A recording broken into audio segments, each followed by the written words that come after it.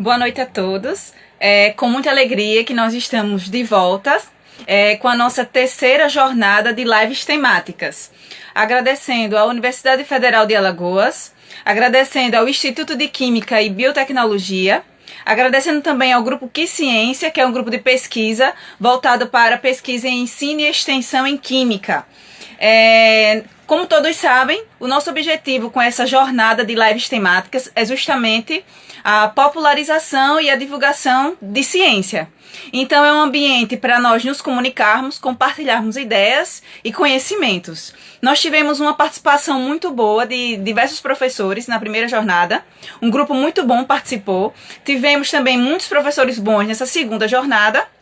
E nesta terceira, nós estamos contando também com temas diversos e com professores muito bons, com trabalhos muito competentes, os quais a gente já convidou e estará com a gente durante essa semana para trocarmos ideias e conversarmos.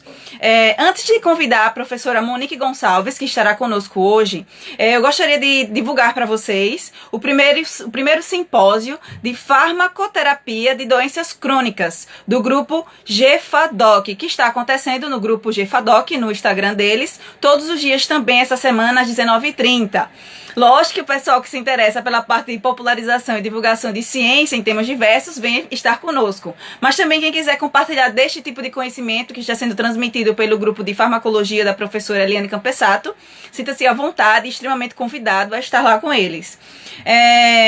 Pessoal que participar da live e que queira certificado de participação, a gente está disponibilizando o link de inscrição após o final da live. Assim que a live terminar, você pode ir no link da bio do Instagram, acessar, o link vai permanecer lá durante 15 minutos, você acessa, faz a sua inscrição e logo em seguida a gente conduz para a elaboração dos certificados. Tá certo? E a gente tem ainda um lançamento de professores de ciência e relatos de experiências. A gente sentiu uma necessidade muito grande, conversando com vocês aqui mesmo pelo Instagram, a necessidade de nós compartilharmos as nossas experiências.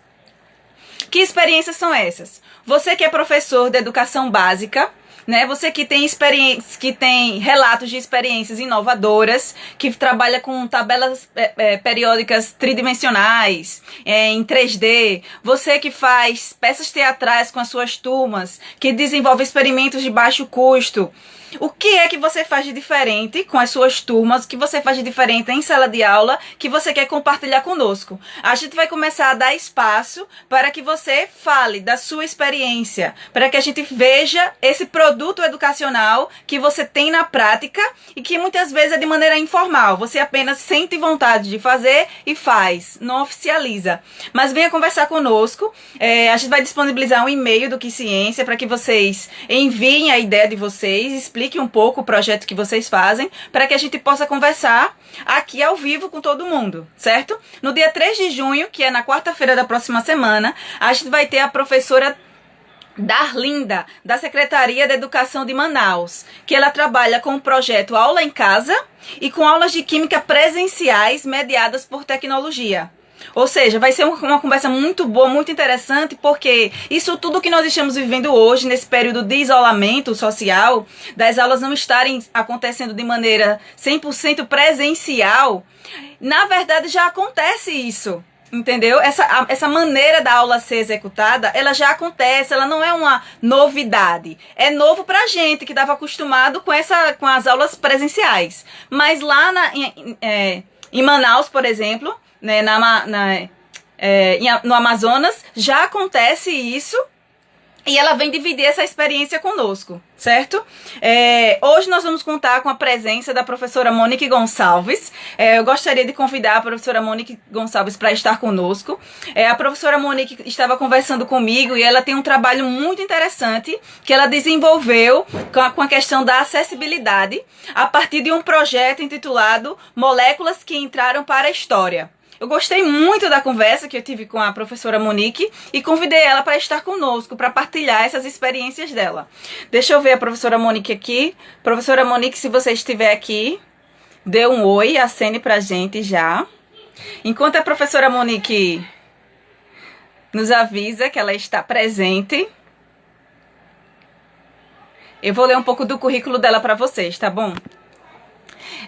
A professora Monique, ela é professora doutoranda em Engenharia de Processos Químicos e Bioquímicos na Escola de Química da Universidade Federal do Rio de Janeiro.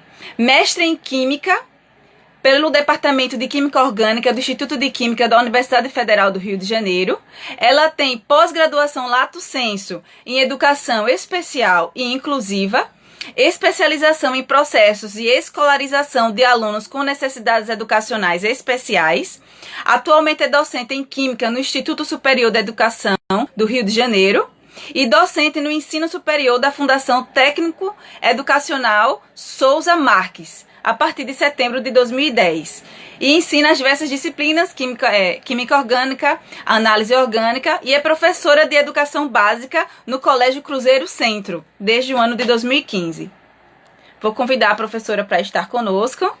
Vocês vão conhecer a maravilha que é a professora Monique. Ela é realmente maravilhosa. Já convidei, vamos aguardar. Olá. Boa noite, professora. Tudo bem? Boa noite. Você está linda, viu? Muito obrigada. Gostaria muito de agradecer a sua presença conosco esta noite. Eu estava partilhando com o pessoal que eu gostei muito dos relatos de experiências que você tem e que a gente vai conversar um pouco sobre isso. Eu li um pouco o seu currículo, né? É uma maneira formal de eu lhe apresentar, mas eu gostaria que esse espaço fosse seu e que você se apresentasse primeiro informalmente. Quem é a professora Monique Gonçalves? Bom, primeiramente eu gostaria de agradecer o espaço, agradecer o convite, parabenizar o trabalho que vocês estão fazendo aí na UFAL, muito bacana.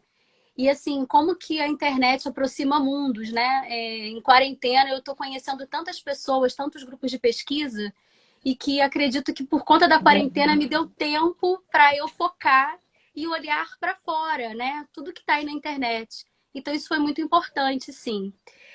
Quem sou eu, né? Você já me apresentou o meu currículo, falou um pouquinho de mim. E aí a minha trajetória como professora, eu fiz um pequeno resuminho, né, do que a gente vai falar aqui, para não ficar solto. E como que começou essa minha vontade de querer fazer pesquisa e estar na docência? Eu acredito que tudo começa com a escolha da minha faculdade, né? Eu fiz a Universidade Federal do Rio de Janeiro. E a Federal do Rio de Janeiro, ela incentiva muito aos seus alunos a entrarem em atividades de pesquisa. Então, já no terceiro período, eu já estava fazendo uma iniciação científica com bolsa. Eu já era remunerada. Isso com 18 anos. Então, assim, você é aquela jovenzinha que entra numa faculdade federal, entrei com 17 anos. Fiz o primeiro e o segundo período. No terceiro, eu já podia ganhar bolsa, eu já podia fazer iniciação. E aí eu comecei a fazer parte de uma série de atividades acadêmicas que lá nós temos, ainda hoje, que são as jornadas de iniciação científica. Ou seja, são espaços em que os alunos que são graduandos explicam para uma banca, explicam para os seus pares, para os seus colegas, aquilo que eles estão fazendo no laboratório. E aí você mostra aquilo que você produz. E eu acho que isso é muito bacana, é uma troca. E aí, inicialmente, em corredor, né? Os primeiros que eu apresentei como se fosse em congresso, né? E aí eles iam certificando, né? Então, no primeiro ano, eu só ganhei experiência. No segundo ano, eu ganhei uma menção honrosa. No terceiro ano, eu ganhei um trabalho de melhor trabalho da sessão. E aí, esses trabalhos, ele é convidado para apresentar oralmente. Aí já dá um frio na barriga, que é como se fosse uma banca de TCC, uma banca de mestrado, né? Com um professor de cada departamento. E aí eu fui tomando gosto, eu acho que meio por aí. Daí eu fui fazer mestrado, não teve jeito, fiz em síntese orgânica. Comecei a lecionar assim que terminei o meu mestrado. Eu fiz um concurso para professor do estado. Isso já tem mais de 10 anos. Porque eu fiquei nessa matrícula 10 anos e eu saí em 2018 porque eu estava em outra matrícula, estava fazendo doutorado. E aí a vida não estava dando para comportar mais essa matrícula na rede estadual. Então, enfim, fui fazendo um monte de coisas na área de docência Acabei dando aula no ensino superior, já estou lá há 10, vai fazer 10 anos agora, no meio do ano. Comecei a orientar alguns trabalhos, e aí você vai dando para os seus alunos o gosto da ciência, né? Eu tenho até um aluno que está aí plugado, um querido, Taylor, que eu orientei o TCC dele. Quando eu dei aula para ele de Química Orgânica 3, ele chegou para mim e falou assim: eu quero ser aluno de... Eu quero fazer síntese. Aí eu falei para ele: você tem certeza? Porque síntese dá um trabalho para um TCC. Aí ele falou assim: não, eu quero.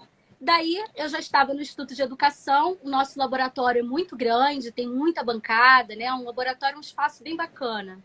E aí ele foi para lá, né? Ele é meu aluno da faculdade. Levei ele para a escola, Instituto de Educação, a escola pública, né? Onde eu tenho minha matrícula. E aí ele fez todos os trabalhos dele, a maioria da parte experimental de bancada, ele fez lá comigo. E aí eu conseguia dar atenção a ele. E eu acho que é isso, a gente vai alimentando essa questão, né? E também uma coisa que eu acho que também me ajudou muito foram os alunos licenciandos virem fazer prática docente comigo. Isso, para mim, é um presente. Todo ano que aparece um aluno para fazer estágio comigo, eu adoro. Porque é uma forma de você incentivar, estar com ele, desenvolver trabalhos. E aí, nessa antiga matrícula que eu trabalhei, eu fiz alguns projetos com uma aluna minha, que já me acompanha há muito tempo, e a gente fez trabalhos em sala de aula. Já que a gente não tinha laboratório, a gente fez da sala de aula um laboratório. Então, a gente mudou as mesas, nós fizemos, na época, produção de repelentes à base de produtos naturais. Porque a escola fica num lugar que não tem muito saneamento básico, tem muito mosquito, e eles não se tocavam que tinha essa quantidade de mosquito tão grande, já não incomodava mais. E aí a gente fez, eles levaram para casa, nós espalhamos pela escola inteira, banheiro, refeitório, sala dos professores, e quem deu retorno para a gente de que aquilo ali funcionava foram as meninas da limpeza. Elas: nossa, professora, aquele produto lá funciona. A gente: que bom, né? E aí esse trabalho é hoje o nosso carro-chefe. A gente já fez algumas oficinas, eu e a Andressa, que é essa minha aluna. Eu orientei o TCC dela na Universidade do Estado do Rio de Janeiro. Depois ela foi fazer uma pós-graduação em ensino de química. Ela me convidou para co-orientar. Ela defendeu agora remotamente na quarentena. Foi entre março e abril. E estamos caminhando. Então, eu acredito que é um caminhar, né? Eu acho que a gente não se descobre pesquisadora. Eu acho que a gente precisa de uma série de estímulos. E por isso que é tão importante a gente estimular os alunos. Esse é o meu ponto de vista. Exato. Ô, Monique, eu vi nos seus trabalhos que você tem um trabalho voltado para a humanização do ensino. Aí eu queria entender, primeiramente, o que seria essa humanização do ensino? Você fez esse trabalho na construção de modelos químicos com materiais alternativos. Mas antes de a gente falar dessa questão de utilizar materiais alternativos, o que seria essa questão de humanização? Porque eu estava até conversando com uma tia minha e ela falou bem assim, que tinha um hospital que estava sendo construído de caráter humanizado. Aí ela falou: ah, mas todos os hospitais deveriam ser assim, humanizados. Aí eu falei: depende, né? É uma maneira diferente da gente atuar. Aí, quando eu queria que você explicasse pra gente o que é essa questão da humanização e como é que ela é aplicada na questão do ensino, um ensino humanizado. Como seria isso?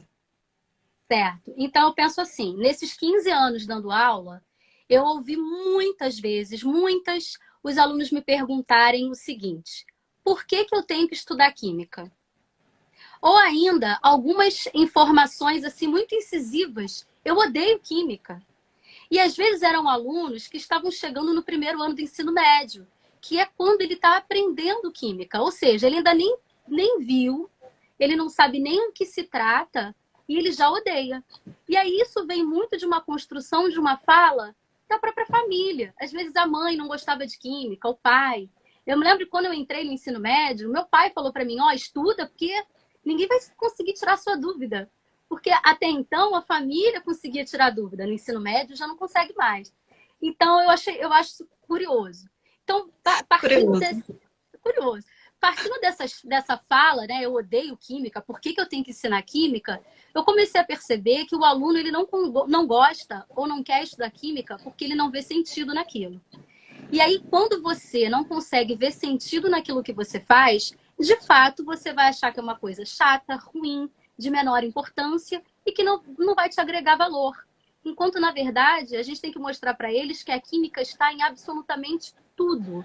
Desde a hora que a gente acorda, passa ao longo do dia, se precisa de um medicamento, a gente tem a química aí nos remédios. Se você precisa de um cosmético, de um produto de higiene pessoal, para limpar a sua casa, tudo é química. Hoje a gente fala muito em química nessa quarentena, quando a gente fala da concentração do tipo de álcool que a gente vai usar, né? Exato. Então, assim, por definição, humanização do ensino vai trazer a responsabilidade do professor para mostrar para o aluno a importância daquilo ali, partindo sempre dos conhecimentos do aluno.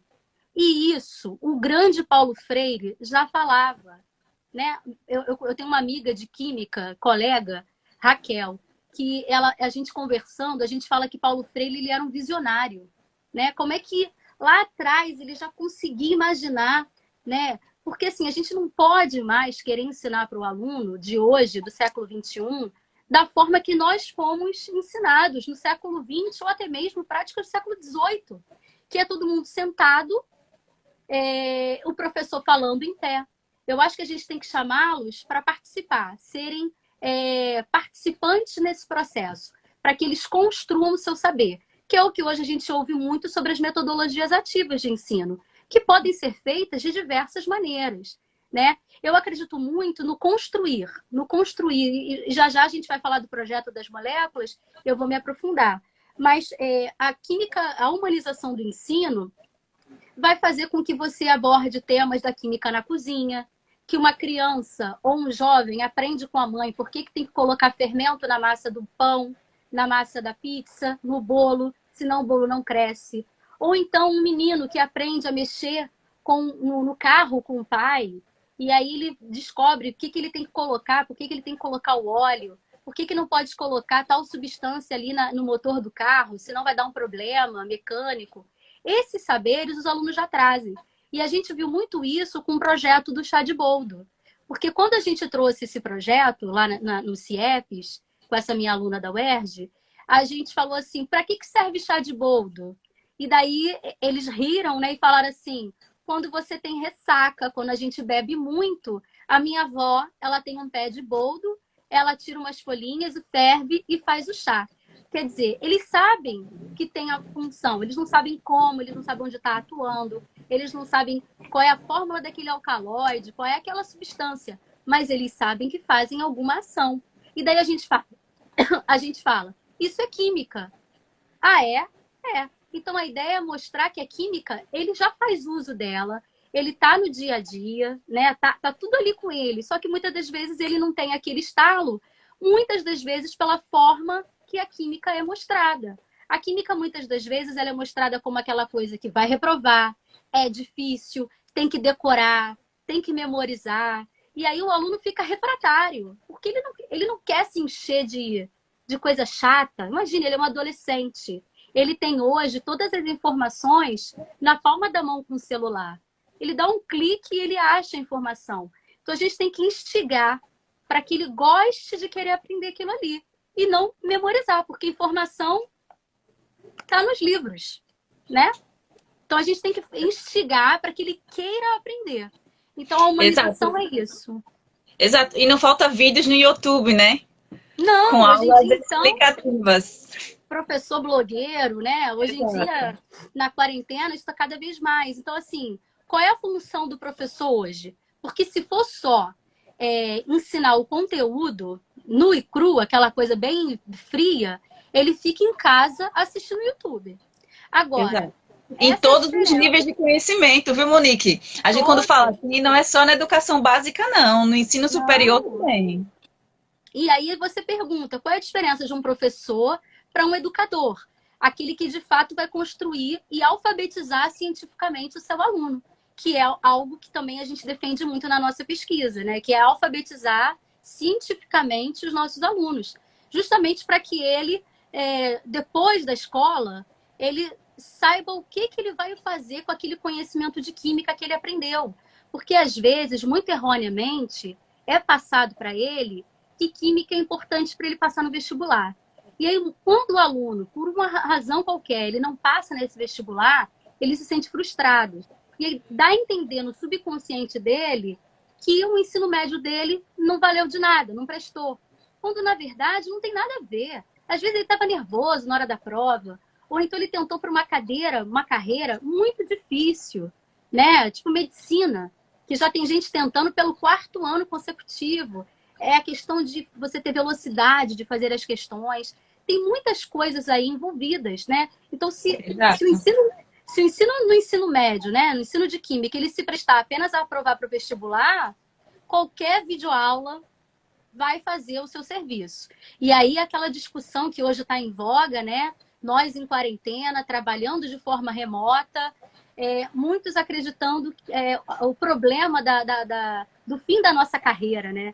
Eu acho que não vai ter o fim da carreira de professor. Eu acho que assim como a gente já teve que fazer algumas vezes ao longo da história, a gente vai ter que continuar se reinventando. É interessante isso que você falou, porque não é a questão no fim da carreira, é um novo. Na verdade, o nosso reitor daqui, o professor Tonholo, ele falou que será um novo normal. Que a gente não sabe ainda como vai ser, mas será um novo normal, né? Então a gente vai se acostumar, já estamos nos acostumando. Monique, a gente tem uma pergunta aqui do Edmar, que ele pergunta o seguinte: essa situação se deve a um currículo que não respeita os conhecimentos prévios dos alunos? Qual situação? Eu acredito que ele se referiu a uma aula tradicional. Certo. O que tem aula? Lê de novo que eu não peguei. Essa situação se deve a um currículo que não respeita os conhecimentos prévios dos alunos. Que a gente estava conversando sobre o ensino humanizado, né? Que é totalmente diferente do contexto. Assim, é muito ruim quando o professor, ele acha que o aluno, ele é um vasinho vazio e ele vai abastecer com informação, sabe? Como você estuda pequenininho, antigamente aqui a gente chamava de jardim de infância. E aí esse jardim tem a ideia do professor regar e a plantinha crescer. Historicamente, o jardim de infância é isso. Então, quando a gente olha para o nosso aluno achando que ele vem vazio, isso é um erro. A gente precisa respeitar. E, inclusive, na questão regional. Se um professor vai dar aula numa tribo indígena, por exemplo, ele tem uma série de questões ali que ele pode utilizar dos saberes daquele povo para ensinar, que é diferente da minha realidade aqui no Grande Centro do Rio de Janeiro. Entendeu? Hoje em dia fala-se muito, inclusive, do ensino da química com abordagem afro, da cultura afro. O quanto tem de química naquele curso, naquela alimentação, nas tinturas, quanta coisa a gente pode falar. Eu acho que a gente precisa, acredito, que é adaptar a nossa linguagem para o nosso público, sabe? Infelizmente, às vezes, acredito que vem tudo muito rígido. Os livros didáticos têm que ser assim. Eu não sou muito fã de seguir um livro didático do início ao fim, por exemplo. Eu acho que ele é importante, mas eu acho que ele tem que ser usado adequando a realidade do aluno, você entende? Porque nem tudo que está naquele livro ali vai fazer sentido, né? Porque você já viu aquele galo que muda de cor, um galinho português, de acordo com a mudança do clima? Não, nunca vi não galinho, mas eu já vi o fenômeno. Pois é, esse galinho aqui, ele vem de Portugal, aqui no Sudeste tem muito. Mas então, eu te falei um exemplo que nesse momento para você não fez muito sentido. Então, não é um exemplo bom para usar nessas turmas que não entenderiam sobre isso, você entende? É questão de adequar, e o Brasil é muito grande, a gente vive num país que é continental. Então, a dificuldade de você até mesmo fazer um único plano didático, né, como se propõe talvez a BNCC, é muito difícil, porque o Brasil, são vários Brasis dentro de um único Brasil. Então, a regionalidade, tudo isso tem que ser respeitado na hora de montar um currículo, na hora de montar um ensino de tudo, não é só de química, não. Qualquer ensino, entendeu? Ô, Monique, tem uma pergunta aqui do Odu, não sei se o nome dele é esse, que ele pergunta o seguinte: essa humanização, ela tem relação com a alfabetização científica? Pode ter relação, sim, com certeza. Porque, assim, a gente fez um trabalho na faculdade que eu fiz após Educação Especial Inclusiva, E a nossa prática docente foi numa turma de EJA, Educação de Jovens e Adultos, de senhoras na faixa dos seus 50, 60 anos que estavam começando a ler, né? Algumas ficaram sem saber ler a vida inteira, porque tiveram que trabalhar, foram domésticas ou donas de casa, e elas estavam tendo essa oportunidade naquele momento, depois dos filhos criados, né? E aí a gente chegou com uma prática, a gente fez perfumes com elas. E aí, por que a gente quis fazer perfume, né? Geralmente, quando você trabalha com EJA, você quer fazer bolo, você quer levá-las para a cozinha. E eu pensei, não vamos fazer bolo, não. Elas cozinharam a vida inteira, elas já estão carecas de cozinhar, estão cansadas. Vamos fazer outra coisa. Vamos levar algo diferente. Vamos perfumá-las. E daí a gente fez na sala, com elas, só tinha um senhor. Todas as outras eram senhoras.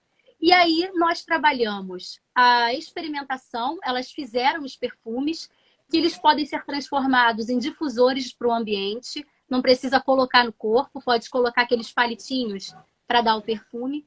E elas ficaram felicíssimas, porque depois eu comprei os frascos para elas levarem para casa. E elas falaram assim, eu vou falar para o meu filho, para o meu neto, que fui eu que fiz. E elas estavam orgulhosas de fazerem aquilo ali. E aí tem uma hora que é a filtração. E daí elas falaram, é igual filtrar café? É igual filtrar café, só que em vez de filtrar café, a gente vai filtrar essa solução alcoólica do extrato de cravo, por exemplo. Ah, tá bom. Então, elas foram se apropriando daquilo que elas já sabiam, né? O conteúdo que elas já trouxeram de vida para aprender na sala de aula. Imagina se eu falo para elas assim, ó, esquece tudo que vocês aprenderam até hoje. É aqui que a gente vai dar a verdade. E a gente sabe que ensinar para a vida é muito mais do que o que está nos livros. Tem muita sabedoria popular. Eu lembro da minha avó. Minha avó mal sabia ler. Minha avó era de Recife, veio do interior. Coitadinha, mal sabia ler, mas ela tinha uma sabedoria de vida. Ela sabia costurar, ela sabia cozinhar. E ela tinha uma questão, um afeto para a vida que em nenhum livro você aprende sobre isso. Né? Vem com a pessoa, vem das experiências que você vive, das trocas, das sensações, experiências de vida mesmo. Então, não é só a escola que ensina, a vida ensina muito, né? Exato. E, assim, eu vou até fazer um comentário sobre isso, mas eu não vou fazer agora para poder não pegar muito seu tempo. Eu vou fazer... Tem uma pergunta aqui da Cristiane, que ela pergunta... Pode fazer. Se a gente estiver predisposto, a gente aprende com eles também. E isso que é o grande barato, a troca. Me lembro que eu dava aula no EJA há muitos anos, e aí assim que eu me casei, eu não sabia cozinhar. Assim que eu me casei, elas fizeram um livrinho de receitas para me dar. E foi rico demais. Elas, professora, a senhora tem que saber temperar um bife para o seu marido, isso é um absurdo. E elas me ensinavam muita coisa. Eu sou muito grata. A química da cozinha, né? A química da cozinha. Olha só, Monique. A Cristiane, ela pergunta o seguinte. Qual a diferença de humanização no ensino de química para contextualização? E eu gostaria de emendar junto com outra pergunta. Deixa eu levantar aqui mais um pouquinho, que foi feita pelo Leandro. Ele pergunta o seguinte. Estamos falando de química, mas considerando as outras áreas que existem, com as outras áreas, existe a diferença entre os desafios em cada uma para uma aula humanizada ou está de fato intrínseco às exatas? Olha, acho que a humanização não está intrínseco só às exatas, não. Ela é possível em todas as disciplinas. Inclusive, eu defendo muito o trabalho via projetos, sabe? Que você consegue pegar várias áreas, inclusive uma disciplina exata e uma não exata, por exemplo. Eu trabalhei num colégio, no início da minha carreira, que todo ano tinha um projeto anual. E todas as turmas tinham que trabalhar, 2 professores de áreas diferentes com pelo menos uma turma. E eu sempre trabalhava com os professores de geografia, sempre. Porque a gente sempre achava um ponto de interseção entre essas nossas áreas, sobretudo a parte do meio ambiente. Então, eu acredito que a parte da humanização e contextualização do ensino via projetos é muito rico. E aí ela não fica só com a química, ela é ela é interdisciplinar, né? Inclusive nos PCNs, isso tá pedido, né? Que a gente consiga trabalhar de forma em que a gente mostre que as informações, elas fazem interseções. Na nossa cabeça não tem a caixinha da química, a caixinha da geografia. Não, a gente tem saberes, a gente tem conhecimentos. Em algum momento eles vão fazer conexões. E isso que a gente tem que levar para o aluno, porque senão ele fica fragmentando, até mesmo dentro da química. Ah, isso aqui é química orgânica, isso aqui é química, é equilíbrio químico. E você pode ensinar equilíbrio químico dentro de síntese orgânica. Se você faz síntese, você pode trabalhar com equilíbrio, né? Então, dá para misturar os dois. A primeira pergunta eu não me lembro. Qual era a diferença de humanização no ensino e contextualização? Olha, a humanização do ensino, ela vai partir daquilo que o aluno traz, né? Você se coloca no lugar dele, você faz o trabalho da escuta, adequar a linguagem, que eu acho que é muito importante. E a química do cotidiano, ela é uma aliada, porque é como se você pegasse os exemplos, né? Eu quero fazer isso, por exemplo. Aí você pega o exemplo do cotidiano. Eu acredito muito nessa casadinha, né? Você quer fazer a humanização, mas você precisa de objetos. Você precisa concretizar aquilo que você está falando, para não ficar só no campo das ideias, do imaginário, do etéreo. Então, você concretiza com o exemplo do cotidiano. E aí, o aluno, ele fixa melhor, porque fica mais concreto. Ele vai para o campo do concreto, né? Então, acho que fica mais fácil. Imagina que você vai ensinar para um aluno, no primeiro ano, distribuição eletrônica. E aí você fala que S, P, D, F são orbitais. Aí o aluno pede para você definir o orbital. Imagina, quando que na faculdade a gente estuda isso, a definição de orbital? A gente está lá em quântica. Imagina se você vai falar para um aluno que orbital é a região de maior probabilidade de encontrar o elétron no espaço. Não vai fazer o menor sentido. Então você fale que são caixinhas mesmo. E tudo Monique, bem, toca a vida. É bom a gente lembrar que muitos professores falam exatamente isso para os alunos, né? Mas então, faz sentido? O aluno entende? Ele vai levar isso para depois da vida? Ou ele vai levar aquela coisa da química é chata, insuportável, odeio química, não me somou em nada? Isso é triste. É isso que a gente não pode deixar para após a escola. Eu acho que eu comentei com você na nossa conversa, né? No próximo projeto que eu vou falar das moléculas, fiz com um grupo de alunos muito grande, faço desde nem sei quando, já está há 14 anos esse projeto caminhando comigo. E aí, no início do ano, uma aluna minha se submeteu para estudar fora do país. E aí, lá fora, eles valorizam muito todos os projetos que você faz fora de sala, transdisciplinar, interdisciplinar, projetos. E ela me perguntou qual era o nome. E para eu mandar para ela dados do projeto, porque ela ia colocar isso na carta dela para estudar lá fora, lá em Londres. Então eu falei para ela, mas por que você escolheu esse projeto? Já que você não é uma pessoa de exatas. E daí ela falou, porque esse projeto fez muito sentido, eu amei fazer. Porque ela era uma menina que não era de exatas, mas ela gostou de ir à frente, ela gostou de falar, ela gostou de pesquisar, ela foi protagonista. Ela não foi coadjuvante dentro do processo de ensino-aprendizagem dela. Então ela falou para mim, foi uma das coisas que eu mais gostei de fazer no ensino médio. Isso foi uma ação que durou 2 meses. Olha só, uma ação que durou 2 meses foi o que ela mais gostou em 3 anos. Porque ela viu sentido. Exato, exato. Eu acho tão importante isso, Monique, porque eu já escutei muito de alunos que eles passam por 4 anos de graduação. Quando eles terminam um curso, eles olham para trás e eu já escutei o relato de dizer assim, acho que não aprendi nada. Triste, né? E eu tenho certeza que aquele aluno passou 4 anos estudando.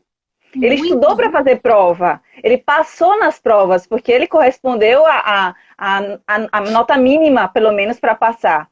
E ele chegar no final de 4 anos, olhar para trás e não se sentir preparado para o mercado de trabalho, né? É triste. Significa que ele não teve experiências louváveis, né? Experiências consideráveis, né? Agora, você imagina esse aluno que você falou sendo um aluno de licenciatura, que vai assumir uma turma. Como que você acha que está o psicológico dele para entrar e assumir uma turma com essa cabeça de achar que não aprendeu nada? Se eu acho que eu não aprendi nada, como é que eu vou achar que vou ensinar alguma coisa? Entende como que isso é forte? Isso é muito Exato. forte. Monique, eu queria conduzir a nossa conversa agora para o projeto que você já fez e você continua fazendo, que é sobre as moléculas que entraram para a história. Porque a gente estava conversando sobre isso e a gente viu que realmente é difícil, muitas vezes, a gente transformar uma linguagem científica em uma linguagem escolar. E é muitas vezes difícil também para muitos professores ter uma linguagem jovial. Aquela linguagem que consiga chegar no universo dos jovens, né? Aí, esse projeto que você criou, ele teve essa intenção de facilitar essa comunicação, de despertar o interesse dos alunos, dos jovens pela área de química? Qual foi o ponto de partida que teve para você criar esse projeto e como ele funciona? Sim, então, você fala da importância da linguagem, né? Vygotsky já dizia isso, né? As pessoas, quando elas aprendem a falar, elas aprendem ouvindo. E a gente aprende muito pelo exemplo, né? É muito comum, às vezes, você tá dando uma aula, você fica 1h30 falando e o aluno não entende. Aí ele vira para o colega faz uso de uma linguagem com vários, como é que eu vou dizer? Vícios de linguagem ou gírias. E aí ele explica de uma forma que... Uma vez eu ouvi uma explicação dessa de um aluno e eu fiquei chocada, porque eu não entendi nada, mas o outro falou assim, entendi tudo. Quer dizer, eu fiquei falando 1h e pouca, uma linguagem lá, e ele não entendeu. Mas aí o colega dele falou para ele uma gíria que eu até então não tinha entendido nada, e ele falou assim, entendi tudo. Então, assim, eles falam entre si a linguagem deles. Muitas das vezes tem pais e mães que brigam, né? Filhos com mãe e tal, porque não adequaram a linguagem, né? Eu lembro do meu pai, ele falava, não gosto que fale gírias. E quando, na verdade, ele deve ter falado gírias na época dele. Então, tudo é respeitar aquela linguagem do aluno, da faixa etária. É claro que o adulto, ele vai fazer o papel do chato, de ensinar como tem que ser feito. Mas entre eles se ensinam bastante. E aí eu percebi que, como eles se entendem, a primeira coisa que eu faço, como é um trabalho em grupo, eu deixo eles se selecionarem. Eu não faço seleção de grupo, quem vai ficar com quem. Eu não faço isso. Porque cada um é amigo de cada um e eu não sei quem é mais amigo de quem. Então, para eu evitar ter um problema, porque você é um mediador. Se tiver problema, você vai ter que mediar. Você não tem como, enquanto professor e adulto daquela relação, se isentar daquele problema, se tiver um problema. Então, primeira coisa, façam o grupo que vocês quiserem. Daí eles me trazem um papelzinho com o nome deles. E dentro de um saco, eu coloco um monte de papelzinho dobrado com o nome de uma molécula e a sua fórmula estrutural. Geralmente uma molécula orgânica, porque eu estou trabalhando com química orgânica. E moléculas do dia a dia. Então, você vai ter aí aspirina, você vai ter a cafeína, nicotina. Eles gostam muito das moléculas de drogas. Então, eu coloco a metanfetamina, o THC, a cocaína. Falo das classes dessas substâncias, dos alcaloides. Isso é muito rico. E eu acho que a gente tem que falar sobre isso dentro da escola também, porque abre para debate, sabe? Então, uma vez eu tive uma experiência que um grupo pegou o THC, né, o princípio ativo tetraidrocannabinol da maconha. E aí rolou um debate se devia ou não legalizar a droga. Eu não esperava que o desenrolar do trabalho fosse culminar num debate com a turma sobre algo que eles talvez falassem na aula de sociologia. Isso estava dentro da aula de química. Eu achei aquilo tão rico, tão maravilhoso, que eu pensei, caramba, aí a química no cotidiano, olha aí a química se fazendo. E é esse projeto que eles vão levar para a vida quando falarem de química. E aí eles têm que fazer o quê? Eles têm que modelar uma molécula, eles têm que fazer uma estrutura. E aí eu observo, aí eu sou criteriosa na parte da química. Se eu tenho um anel benzênico, os carbonos são sp2, híbridos sp2 trigonais planos. Então, eles precisam estar no plano. Se tiver um carbono quiral, um carbono sp3, ele é tetraédrico. Então, ele tem que ter 2 no plano, um para frente e um para trás do plano. Essas coisas eu observo na hora de pontuar a molécula. E aí, eles vão para frente da sala falar sobre as suas pesquisas. Então, eles vão falar como que aquela molécula foi descoberta, qual foi o contexto histórico. Eu faço muito eles perceberem que a química ela não é uma ciência neutra. A química, ela está aí na sociedade e a cada vez que a sociedade tem um problema ou vai para uma guerra, a gente precisa de química. Então, eu dou exemplo, por exemplo, para eles das bombas de guerra que foram usadas na Primeira Guerra Mundial. A gente tem o gás fosgênio, o próprio gás cloro, gás mostarda. E eu falo, tá vendo, gente? A cabeça que pensa para o bem, fazendo um medicamento e uma vacina, é a mesma cabeça que pensa para o mal, para fazer uma guerra, para fazer bombas de guerra. E aí a ciência não é neutra. E aí é bom a gente chegar em sala de aula com o discurso de que a ciência ela não é salvadora da pátria, sabe? Porque ela também destrói. E às vezes a gente vê muito essa defesa dos colegas, professores, de que a ciência é maravilhosa, ela vai salvar e libertar o mundo. Nas mãos erradas, ela faz um grande estrago. Então, esse projeto das moléculas que entraram para a história, que caminham comigo há muito tempo, a ideia primeiro é, mais uma vez, fazer sentido àquilo que eles estão estudando. Porque quando eles veem que faz sentido, eles querem estudar. E aí, eu posso mostrar um livrinho legal? Pode, fica à vontade. Eu gosto muito de citar esse livro, Os Botões de Napoleão, que são 17 moléculas que mudaram a história. Então, por exemplo, ele começa falando da pimenta, noz moscada e cravo da Índia. E a gente tem as grandes navegações ao longo da história, como que chegaram às Índias, achando ou procurando especiarias, né? E isso é importante, você traz a história das grandes civilizações, das grandes navegações, até a descoberta ou encontro do nosso continente, por aí, né? Foi interesse de achar coisas. O próprio ácido ascórbico, muitas pessoas elas morriam com o sangramento das gengivas, né? E aí, ao tomar vitamina C, descobre-se que você não morre mais de sangramento na gengiva. Então, tudo isso é química no cotidiano. E é química ao longo da história. E aí, aquele aluno de humanas que não gosta de química, mas gosta de história, você pega ele pelo pé, né? E aí ele se interessa pela química. É muito interessante, porque esses são os que dão um show, porque eles são os narradores da história. Então, eles gostam, eles vão à frente. É maravilhoso. Eu acho Muito incrível. bom. O outro livro é esse aqui, olha.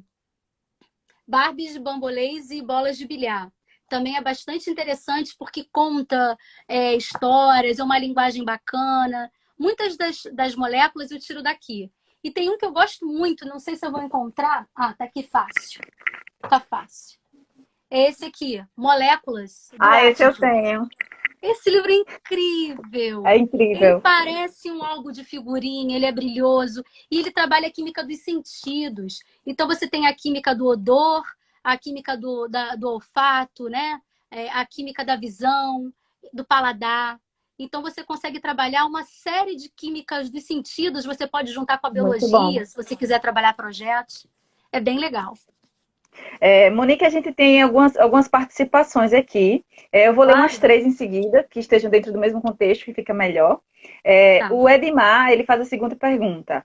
E o letramento científico, como ficaria se eles aprendessem nessa linguagem? Nessa linguagem ele se referiu, eu acredito, à linguagem coloquial, aquela linguagem bem escolar. Teve aqui também o Wenderson Aguiar, que ele fala o seguinte: na universidade eu era cobrado para usar os termos técnicos, mas ponderar os termos usando a linguagem da turma. O difícil foi fazê-los aprender a linguagem científica. Será que quando a gente usa muito a linguagem escolar, Monique, os alunos perdem o interesse pela linguagem científica? Será que eles estão querendo chegar nesse ponto? Comenta com a gente sobre isso, a tua opinião.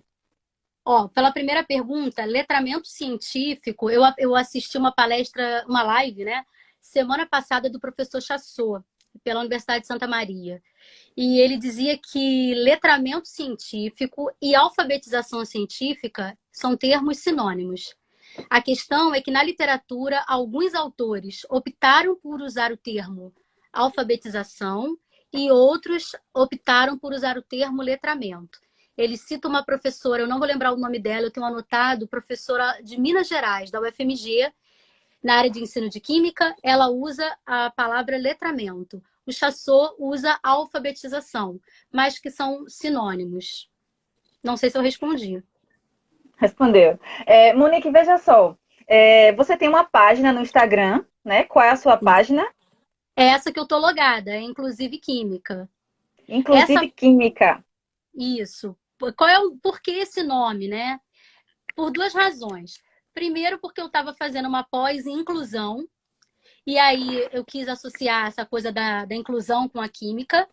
E a outra, porque essa página começa comigo e uma outra amiga, que depois ela saiu quando foi ter a segunda filhinha, e aí ela não conseguiu tocar aqui a página, ela também assumiu uma coordenação numa outra escola privada que ela trabalhava, teve que fazer uma graduação em pedagogia e ela não conseguiu continuar comigo. Mas ela sabe que as portas estão abertas, a Raquel, quando ela quiser. E aí a ideia era assim, a química é para todos, inclusive para você. Então ela tem essa coisa dúbia da inclusão em ensino de química para os alunos com necessidades educacionais especiais e que a química, sabendo adequar a linguagem, ela é para todos, inclusive para você que faz direito, que faz jornalismo, que faz história, que faz física, porque a química ela está no nosso cotidiano. Não tem como a gente negar que nós estamos envoltos de química, né? Eu falo muito da química dos corantes. Durante um período da história, cor era para realeza e para nobreza. A plebe, nós, por exemplo, trabalhadores assalariadas, estaríamos usando roupa sem cor, que é aquela cor de algodão sem tratamento, algodão cru, né? E aí, com o tempo, a popularização dos corantes, a química entrou fazendo isso em grande escala e de forma mais barata. Então, a gente hoje olha na rua, todo mundo colorido, ninguém é rico, mas todo mundo é colorido, né? Então, a popularização da cor é química no cotidiano. Essas historinhas eu gosto de contar para eles, porque vai chamando a atenção, né? Essas historinhas do cotidiano. Eu gosto. Eu gosto muito de dizer, Monique, que quando a gente tem prazer em aprender, a gente tem prazer em ensinar também. Porque a gente descobre a delícia que é aprender. Então a gente fica querendo passar aquilo que a gente gostou tanto de aprender e a gente quer passar para o outro e tentar passar da maneira mais clara possível, porque a gente quer a todo custo que ele entenda, né? É verdade. Então a gente faz essa transformação do conhecimento. Monique, me diz uma coisa, você já trabalhou com cegos, com surdos na sua vida? Tem alguma experiência para relatar para a gente? Eu trabalhei com um aluno deficiente visual e ele foi o meu projeto final na minha pós, né? Porque eu trabalhei com o projeto da humanização do ensino e aí com as moléculas que entraram para a história. E naquele ano eu tive um aluno que não enxergava, ele nasceu assim, foi um problema na gestação da mãe dele. E aí eu não sabia. Era o primeiro ano que eu estava naquela escola, era um CIEP. E aí a diretora não me preparou, né? E aí a primeira aula, terceiro ano do ensino médio, química orgânica, toda no quadro. Desenho de cadeia, carbonos e tal. Aí a prima dele, que era aluna da turma, me perguntou o que eu ia fazer com o primo dela. E aí eu não sabia. Quem é seu primo? É esse aqui.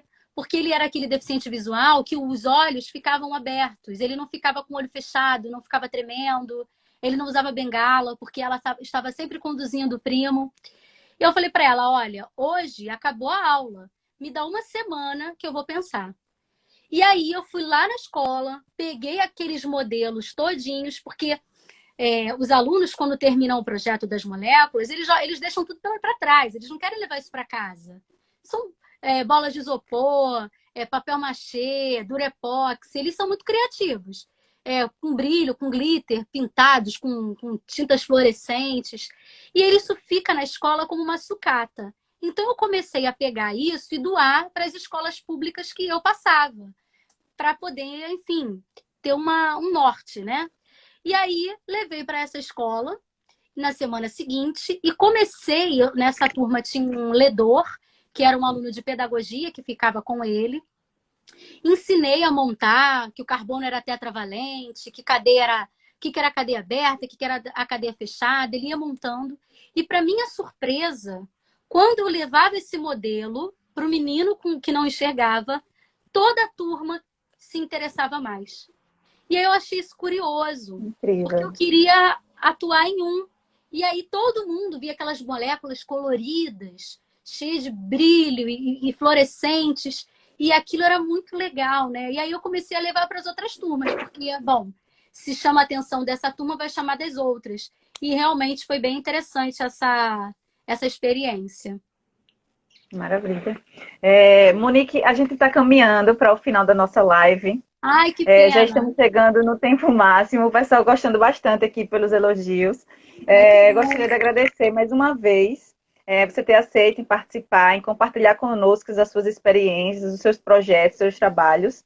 Então, eu agradeço muito em nome da Universidade, né, Federal de Alagoas, em nome do Instituto de Química e em nome do Que Ciência. Obrigada pela sua presença em estar conosco.